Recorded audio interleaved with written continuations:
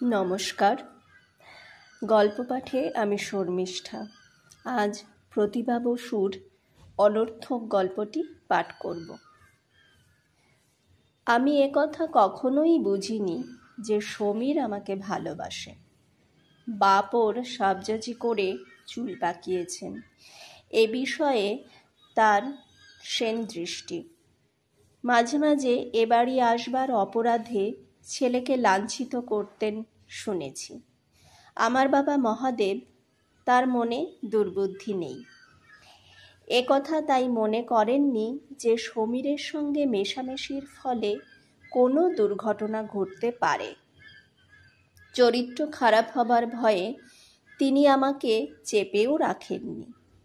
অতিশয় সহজে মনের আনন্দে আমি স্ত্রী পুরুষের সঙ্গে মেলামেশা করেছি, বন্ধুতা পাতিয়েছি এবং ছেলেবেলা থেকে মেলামেশায় বাধা না পেয়ে স্ত্রী পুরুষ সম্বন্ধে সচেতনও হইনি। সমীরকে ভালো লাগত। সমীর এলে খুশি হতাম এবং যতক্ষণ সমীর থাকতো সময়টা কাটত ভালো। ওর বিলেত ফেরত দাদার কাছে ও নানা রকম খেলা শিখেছিল। সেসব খেলা আমাকে শেখাতো। আমি পাড়া থেকে ছেলে মেয়ে সংগ্রহ করে খেলার সঙ্গী করতাম। সবাই বলতো সমীর দেখতে সুন্দর, আমি তা বলতাম না। ও ফর্সা ছিল বটে, কিন্তু পুরুষ মানুষ অত ফর্সা আমি পছন্দ করতাম না। ওর চোখ বড় বড় ছিল, কিন্তু আমি তাতে বুদ্ধির দীপ্তি দেখিনি। ওর হাত ছিল গোল গোল, নরম আর ধবধবে ফর্সা। পুরুষ মানুষের ওই ননির শরীর দেখলেই আমার মোটা বুদ্ধি রাখু গয়লাকে মনে পড়ত। একথা বলে আমি সমীরকে ঠাট্টা করতে ছাড়তাম না। সমীর ম্লান মুখে বলতো, আমার কিছুই কি তোমার ভালো লাগে না? আমার রং ফর্সা, তার আমি কি করতে পারি? আমার হাত গোল, তাতেই বা আমার কি হাত আছে? আমার চোখের দৃষ্টিতে বুদ্ধি খেলে না, সেও বিধাতার অভিশাপ। আমি ওর হাতের ওপর হাত রেখে বলতাম, রাগ করলে?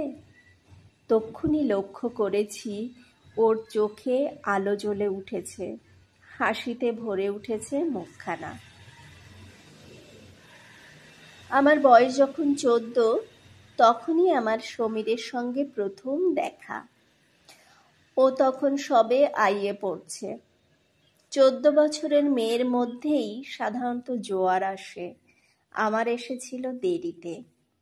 অর্থাৎ 16 বছর বয়সে আমি প্রথম উন্মনা হতে শিখলাম। ফাল্গুন মাসে আমার জন্ম। আমার জন্মদিন উপলক্ষে সেবার যারা এলো তারা সবাই বলল আমার আর আগের মতো উদ্দাম আনন্দ নেই। ওরা বুঝল না আমার মনে এখন উদ্দাম বসন্ত নেমেছে। আর দেরিতে নেমেছিল বলে তার গভীরতা হয়তো একটু বেশিই ছিল। সেদিন আমি একজনকে দেখে মুগ্ধ হয়েছিলাম। সে যখন আমার কাছে পান চেয়েছিল, তার চোখের দিকে চেয়ে বুক কেঁপে উঠেছিল। সমীর সেখানে ছিল, কি ভেবেছিল জানি না, হঠাৎ উঠে বাড়ি চলে গেল। পরের দিন বিকেলে এলো না, তারপরের দিনও এলো না। আমার বাবার এক বন্ধু থাকেন ওদের পাড়ায়।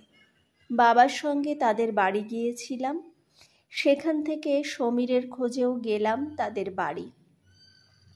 ওর সঙ্গে আমাদের পরিচয় আত্মীয়তার ছেঁড়ালতায়। আর পরিচয়ের পর থেকে এমন দিন যায়নি যেদিন বিকেলে সমীরকে আমাদের বাড়ি ছাড়া কেউ দেখেছে। পারলে সে সমস্ত দিন থাকে, কিন্তু প্রশ্রয়ের অভাবে সেই ইচ্ছাও চেপে রাখত অতি কষ্টে। গিয়ে দেখলাম বাড়িতে কেউ নেই। অন্ধকার ঘরে সমীর কপালে হাত রেখে ডেক চেয়ারে শুয়ে আছে। আমাকে দেখে লাফিয়ে উঠল। তখন বুঝিনি, কিন্তু এখন বুঝছি ওর বুক তখন ধকধক করে কাঁপছিল। হয়তো আমার কান থাকলে সে স্পন্দন শোনা কিছুই কষ্ট হতো না। এ কি, তুমি এসেছ? মুখে ওর রক্ত উঠে এসেছিল বোধ হয়। দৌড়ে গিয়ে সুইচ টিপল। আমি বললাম, তুমি যে যাও না? এমনি। এমনি মানে? আমি একটু রাগ করে বললাম। সমীর কোনো জবাব দিল না। একটু চুপ করে থেকে বললাম, পিসিমা কোথায়? বিয়ের নেমন্তন্নে গেছেন। তুমি গেলে না যে? বিয়েতে যেতে আমার ভালো লাগে না। তারপর একটু ইতস্তত করে বললে, চিন্ময়ের সঙ্গে তোমার কতদিনের আলাপ? ও চিন্ময়? আমি উৎসাহের সঙ্গে বললাম, ও তো ছোট মামার বন্ধু। আমার সঙ্গে ওই সেদিনই দেখা, ভারী চমৎকার কিন্তু। বিদ্রূপের স্বরে সমীর মুখে মুখে বলে উঠল, তাই নাকি? ওর বিদ্রূপ বুঝতে পেরে একটু যেন বিরক্ত বোধ করলাম। চিন্ময়ের মুখ তখনও স্পষ্ট আমার মনে দাগ কেটে আছে। প্রথম দেখেছি, তাও হয়তো বড়জোর ৮ ঘন্টার দেখা। অথচ এ দুদিন ক্রমাগত ওর প্রসঙ্গ উঠলে আমি যেন উত্তাল হয়ে উঠতাম। সমীরের কথার জবাব না দিয়ে চুপ করে রইলাম। রাগ করলে নাকি? সমীর কোমল গলায় বলল। রাগ করব কেন? কথা বলছো না যে? এবার যাই আর কি। না না, বসো বসো। তারপর হঠাৎ একান্তে কাছে এসে বলল, মণি, আমি বিয়ে পাশ করে কলকাতা চলে যাব। বেশ তো, বেরিয়ে আসবে। না, বেড়াতে না, পড়তে। কেন? ভালো লাগছে না এখানে। পরীক্ষার আমার দেরি নেই বেশি, অথচ একটুও পড়ায় মন দিতে পারছি না। ঠাট্টা করে বললাম, প্রেমে পড়েছ নাকি? হ্যাঁ। সমীর যে হ্যাঁ কথাটা উচ্চারণ করল, তার মধ্যে এতটুকু হালকা সুর ছিল না। কথাটা যেন সত্যি করেই বলল। আমি জানতাম সমীরের বাবা যখন খুলনা ছিলেন তখন ছোট্ট একটি মেয়েকে তারা বউ করবেন এরকম জল্পনা কল্পনা করতেন। সেখানকারই এক মুন্সেফের মেয়ে। হঠাৎ ৫ বছর পরে সেই মুন্সেফ যখন পেনশন নিয়ে এসে ঢাকায় বাড়ি করে বসলেন, তখন সমীরের মা কথাটা প্রায় পাকা করে ফেলবার চেষ্টা করলেন। মেয়েটি ১৩ বছরের। সমীরের মা বলেছিলেন, কথা এখন ঠিক করে রাখবো, তারপর ছেলে এমএ পাশ করলে বিয়ে দিয়ে বিলেত পাঠাবো। বিলেতের খরচটা অবশ্যই মুন্সেফ বাবুই দেবেন। সমীর একটু পরে আবার বলল, আচ্ছা মণি, চিন্ময়কে তোমার কেমন লাগলো? ব্রিলিয়ান্ট ছেলে শুনেছি, কিন্তু দুর্নাম অনেক। ঠোঁট উল্টিয়ে বললাম, ভারী দুর্নাম। কেউ একটু মাথা তুললেই লোকেরা অমন বলতে থাকে। আমি ওসব মানি না। সমীর সে কথার জবাব দিল না। একটু চুপ করে থেকে বলল, আমি কলকাতায় যাবার আগে তোমাদের বাড়ি আর যাব না ভেবেছি। ভালোই তো ভেবেছ। আমি রাগ করে মুখ ঘোরালাম। সমীর মৃদু স্বরে বলল, তুমি তো তাহলে খুশিই হও। তুমি তো দেখছি অন্তর্যামী। আর কারো না হই, তোমার অন্তর্যামী অন্তত। তবে যেও না। আমি রাগ করে উঠে দাঁড়ালাম। পাগল নাকি? সমীর আমার হাত টেনে বসালো। শুনতে পেলাম বাবার পায়ের শব্দ। জুতোর শব্দ করতে করতে উনি এসে বললেন, মণি, যাবি না? সমীরকে জিজ্ঞেস করলেন, তোমার মা কোথায়? বিয়ে বাড়ি গেছেন, বসুন না একটু। সমীর কাকুতি করতে লাগলো আর একটু বসবার জন্যে, কিন্তু বাবা আর বসলেন না। চলে এলাম। তারপরে ওর সঙ্গে আমার ১ মাস মাত্র আর ভালো করে দেখাশোনা হয়েছিল। সত্যি সত্যি ও বিয়ে পরীক্ষা হবার পর কলকাতা চলে এলো পড়তে। আমার ভারী কষ্ট হয়েছিল ও চলে আসবার দিন। আগের দিন সন্ধেবেলা যখন বলল, কাল থেকে তোমাকে দেখব না ভাবতে বড় কষ্ট হয়, আমার কান্না পেয়েছিল। ভাঙা গলায় বলেছিলাম, তুমি যাচ্ছ নতুন জায়গায়, আমি তো এখানেই থাকলাম, আমারই অভাবটা লাগবে বেশি। তোমার কষ্ট হবে? আমার কথা তুমি ভাববে এরকম সময়? কথাটার যেন জবাব শুনবে বলে উৎসুক হয়ে ও তাকিয়ে রইল আমার মুখের দিকে। আমি চুপ করে রইলাম। তারপর দেখা আমাদের পুরো 1 বছর পরে। ওর বাবা মাও কলকাতা গিয়েছিলেন কিছুদিন। ছেলেকে লায়েক করে দিয়ে শেষে হোস্টেলে পাঠিয়ে নিশ্চিন্ত হয়ে এলেন এতদিনে। সমীরকে দেখে আমার লজ্জা করল যেন। চমৎকার বাবু হয়েছে দেখলাম, চেহারাও বদলেছে কিছু, কথাবার্তায় দিব্যি সপ্রতিভ। আমাকে চুপ করে থাকতে দেখে বলল, বাহ, এতদিন পরে এলাম, প্রণাম করলে না? ইস ইস কি, আমি তো তোমার বড়, বলেই আমার কাপড়ের আঁচল টেনে বসিয়ে দিল। বললাম, কেমন আছো? দেখছই তো, তুমি কেমন আছো? ভালোই। আমার চিঠির জবাব দাওনি যে? কি আর জবাব দেব? তা দেবে কেন, আমাকে মনেই থাকতো ভারী। চিঠিটাই নাকি মনে রাখার নিদর্শন। নিশ্চয়ই, তবে এবার থেকে দেব। তারপর এ কথা সে কথার পরে হঠাৎ বলল, তোমার চিন্ময় রায়ের খবর কি? বললাম, আমি কি জানি, সত্যিই আমি জানতাম না।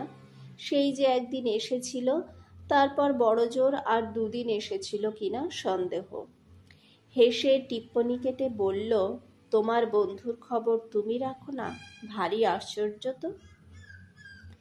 টিপ্পনিটুকু আমার কোথায় যেন বাজল। বললাম, বন্ধু হলে খুশি হতাম, কিন্তু বন্ধু না হয়েও একথা সবাই জানে যে চিন্ময় রায় এবার এমএতে ফার্স্ট হয়েছে। সমীর গম্ভীর হয়ে রইল। গ্রীষ্মের 2.5 মাস ছুটির মধ্যে 1.5 মাসই প্রায় কলকাতায় কাবার করে এসেছিল। দিন 20 থেকে আবার চলে গেল। প্রথম প্রথম গিয়ে আমাকে চিঠি লিখত, কিন্তু ওর মাথায় কি যে এক চিন্ময়ের চিন্তা ঢুকেছিল, সব চিঠিতেই একটা রূঢ় মন্তব্য না করে পারত না। ফলে আমি জবাব দিতাম না। কাজে কাজেই সম্পর্কটা শিথিল হয়ে এলো। তাছাড়া একবার লিখল, মুন্সেফের মেয়েটিকে বিয়ে করার জন্য পিড়াপিড়ি করায় মার সঙ্গেও ঝগড়া করছে। আমি অবাক হলাম, কিন্তু সত্যি সত্যি তারপরে যে ও এলো, সে একেবারে এমএ পরীক্ষা শেষ করে। বলল বিদেশ যাচ্ছে 1 মাসের মধ্যে। যাবার দিন আমাকে একটা ফাউন্টেন পেন উপহার দিয়ে বলেছিল, চিঠি লিখো। আমি সেদিন কেঁদেছিলাম। সমীরের জন্য নয়, একজন মানুষ অত দূরে চলে যাচ্ছে ভেবে। সমীর কি বুঝলো জানি না, আমার চোখের জল মুছিয়ে দিয়ে বলল, 3টি বছর, আরো 3টি বছর। আমি এখনো সম্পূর্ণ মা বাপের হাতের মুঠোয়। আমি এখনো নাবালক। কথাটা বলতে বলতে ও উত্তেজিত হয়ে উঠল। হঠাৎ পলকে যেন আমি ওর মনের কথাগুলো বুঝতে পেরে লাল হয়ে উঠলাম, কিন্তু কয়েকদিন পরেই তার মনে রইল। এক বিকেলে বক্সিবাজার থেকে ফিরছিলাম ঘোড়ার গাড়িতে। প্রত্যেক রবিবার আমার এক বন্ধুর বাড়ি আমার নিমন্ত্রণ থাকত। বন্ধুটি আমার চেয়ে কম করেও 10 বছরের বড়। নতুন ফিরেছেন বিলেত থেকে, তারপর কাজ নিয়ে এসেছেন মেয়েদের কলেজে। আমার সঙ্গে দেখা হবার কয়েকদিনের মধ্যেই আমরা বয়সের অত ব্যবধান থাকা সত্ত্বেও পরস্পরের বন্ধু হলাম।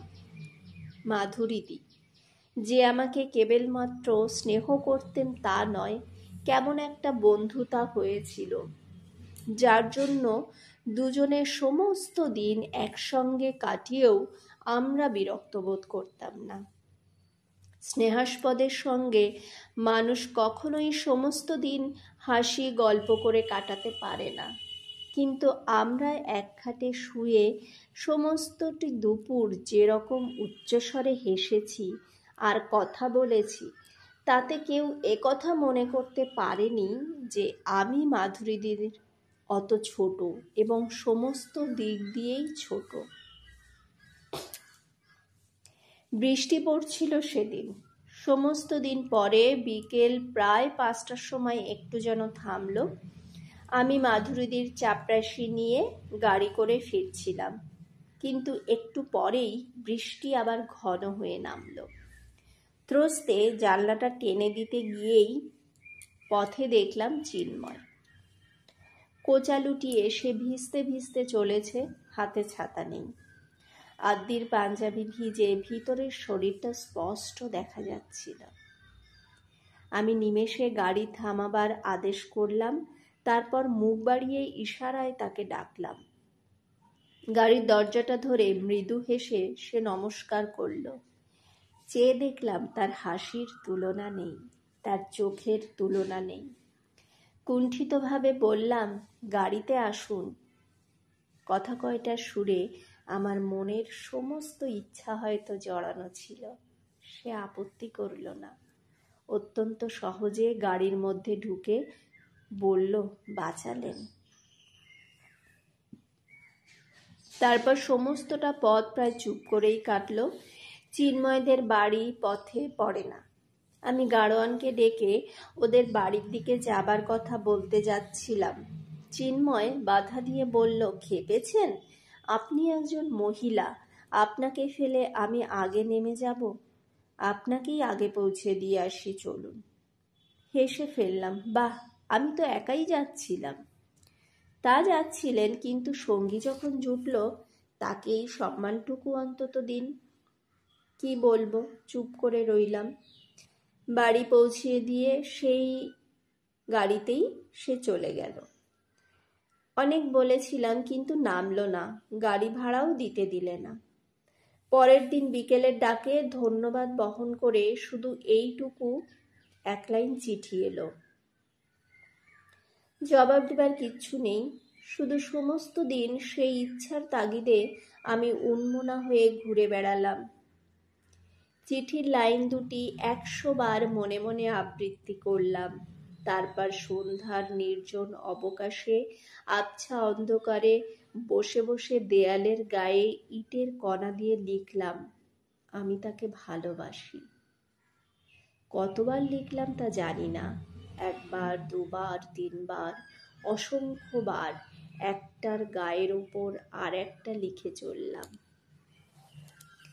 এর ঠিক 6 মাস পরে আমাদের বিয়ে হয়েছিল।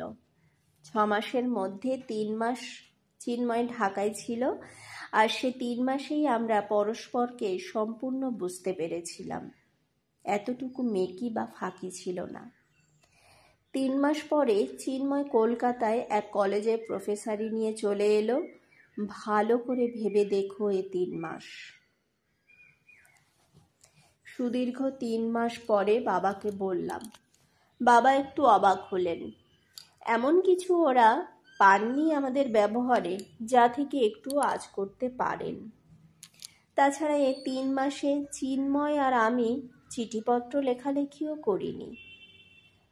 যা বললেন, চিন্ময় তো এখানে নেই। আমি বললাম, তাতে কি? তবে কি করে হবে? আমি অত্যন্ত লজ্জার সঙ্গে অস্ফুটে বললাম, আমি লিখব। মা বাবা মুখ চাওয়াচাওয়ি করলেন। আমি কুণ্ঠিতভাবে পাশের ঘরে চলে এলাম। কয়েকদিন পরে মার নামে চিঠি এলো চিন্ময়ের মার কাছ থেকে। বিয়ের পরে কলকাতায় চলে এলাম। 1 বছর পরে শুনলাম সমীর ফিরে এসেছে। মনটা ব্যগ্র হলো দেখবার জন্য। চিন্ময়কে বললাম, সমীর আমার অত্যন্ত বন্ধু ছিল, কতদিন পরে এলো, দেখতে ইচ্ছে করছে। চিন্ময় বলল, কোথায় আছে জানো? তা তো জানি না, তবে তাই তো মাকে লিখলাম ঠিকানার জন্যে। মা লিখলেন তিনিও জানেন না। আরও কিছুদিন পরে খবর পেলাম সমীর ভালো কাজ পেয়েছে, আছে কলকাতাতেই। আমার আগ্রহ ততদিনে নিভে এসেছিল। দেখা হলে খুশি হই, এই পর্যন্ত। হঠাৎ সেদিন সমীরের মামাতো ভাই বাবলুর সঙ্গে পথে দেখা। কথায় কথায় বললে, সমীরদার খবর রাখো? আগ্রহের সঙ্গে বললাম, তুমি রাখো নাকি? ঠিকানা জানো? নিশ্চয়ই। আরে সে যে মস্ত সাহেব হয়ে ফিরেছে। শুনছি নাকি মেম বিয়ে করে এসেছে। মা বাপ তো বিয়ে দেবার চেষ্টায় খুন হয়ে গেল। তাই নাকি? অবাক হয়ে বললাম। বাবলু একটু ঠাট্টা সুরে বললে, কেন তোমার সঙ্গে এত ভাব? আমরা তো তখন কতই ভেবেছিলাম তোমার সঙ্গেও দেখা করেনি। আমি সে কথার জবাব না দিয়ে বললাম, আমার ওর ঠিকানাটা দিতে পারো? বাবলু একটা টুকরো কাগজ বার করলো পকেট থেকে, তারপর ঠিকানা লিখে দিল। কি যে কৌতূহল হলো, ঠিকানা নিয়ে এসেই চিন্ময়কে বললাম, এই চলো না সমীরকে দেখে আসি। তুমি যাও, আমি তো চিনি না। তাতে কি, আমারই তো বন্ধু, আর এই তো কাছে থাকে। চিন্ময়ের কিন্তু শেষ পর্যন্ত সত্যিই যাওয়া হলো না। অগত্যা আমি একাই গেলাম দেখা করতে। দোতলার ফ্ল্যাট, বিলিতি ধরনের সাজানো গোছানো। বসবার ঘরে গিয়ে বসতেই বয়সে অত্যন্ত বিনয় করে বললে, মেম সাব থোড়া बैठिए, সাব বাহার গয়া। আমি অত্যন্ত হতাশ হলাম। এত কষ্ট করে বাড়ি খুঁজে এলাম, তাও কিনা বাবু বাড়ি নেই। উদ্বিগ্নভাবে বললাম, সাহেব কখন আসবেন জানো? মাথা নিচু করে বয় বিনয়ের ভঙ্গিতে বললেন, এই আব্বি আ জায়গা মাইজি, আব থোড়া बैठिए। বসলাম একটুখানি, তাকিয়ে তাকিয়ে দেখতে লাগলাম এদিক ওদিক, কিন্তু মিনিট 15 কাটলো, তবু সমীর এলো না। কতক্ষণ আর বসবো? তার চেয়ে বরং একখানা চিঠি লিখে রেখে চলে যাই। বয়কে বলতেই সে পুরো নীল কাগজের একটা প্যাড আর কলম নিয়ে এলো।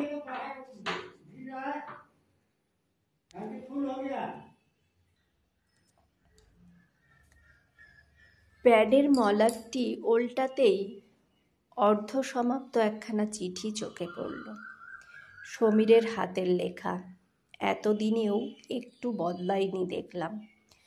পাতাটা ওল্টাতে গিয়ে হঠাৎ একটা জায়গায় আমার নামটা চোখে পড়তেই আমি থমকে গেলাম। বুঝতে পারছিলাম খুব অন্যায় হবে, তবু কিছুতেই চিঠিটা পড়বার লোভ সামলাতে পারলাম না। চিঠিটি কোনো একজন বন্ধুকে লেখা, এবং তা এই রকম। তুমি আমায় জিজ্ঞেস করেছ এখনো কেন আমি বিয়ে করতে চাই না। মা বাবা কষ্ট পাচ্ছেন সে কথার উল্লেখ করতেও ভোলেননি। মা বাবার মনের কথা জানি নে, আমি নিজে যে বিয়ে না করে কষ্টে নেই এ কথা তুমি বিশ্বাস করো। তাছাড়া বিয়ে যদি করতেই হয়, তবে আমার মতে মা বাবাকে খুশি করবার চাইতে নিজের সুখের কথাটাই বেশি ভাবা দরকার। কিন্তু আসলে সুখী হবার যোগ্যতাই বোধহয় আমার নেই, নয়তো অকারণে এমন একটা অনর্থ ঘটবে কেন?